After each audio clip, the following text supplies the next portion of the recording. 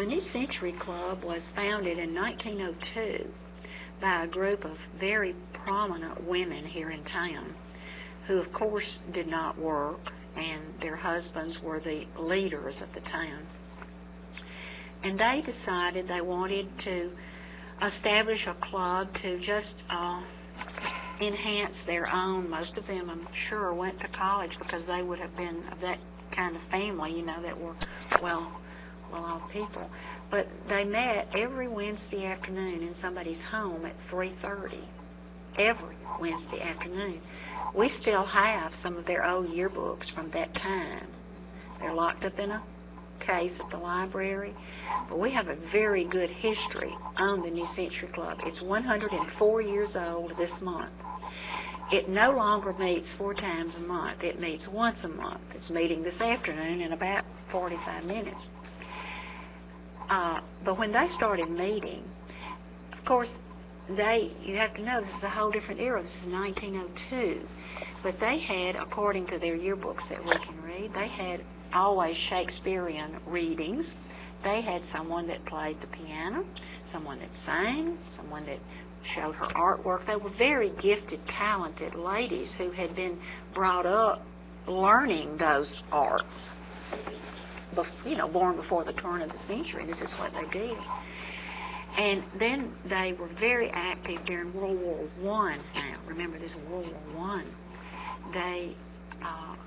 We have our history of this. They rolled bandages for the war. They knitted. They sent money to school children in France that were orphans.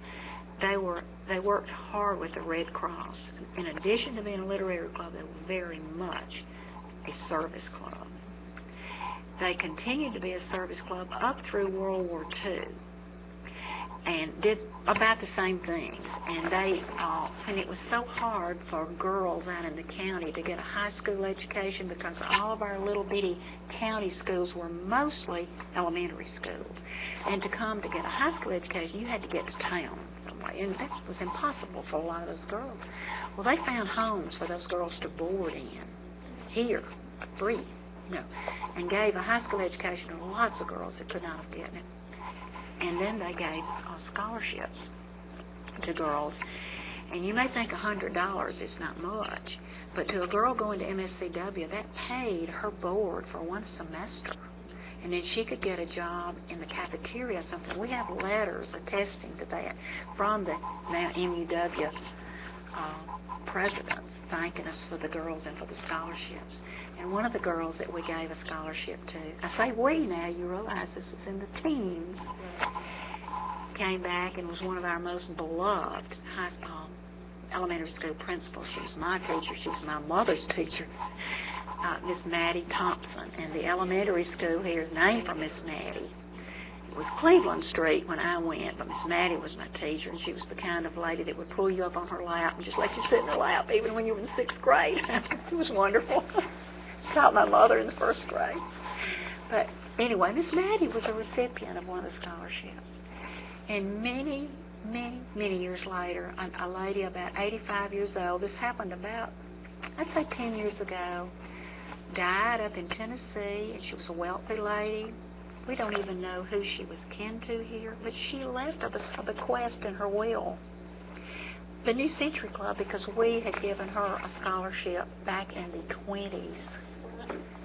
And we put that bequest in a perpetual CD, and we just take the interest off of it every year, and we give a $250 scholarship to girls. They have to pass a certain criteria through high school here. They have to be majoring in history, journalism, or English, or in education, to get the scholarship. And $250 is not anything now, but yet I know it helps because I had 2 children to go through school. It buys some books. And that's the way we're using her money. But wasn't that wonderful that she remembered us, and she was quite a wealthy woman.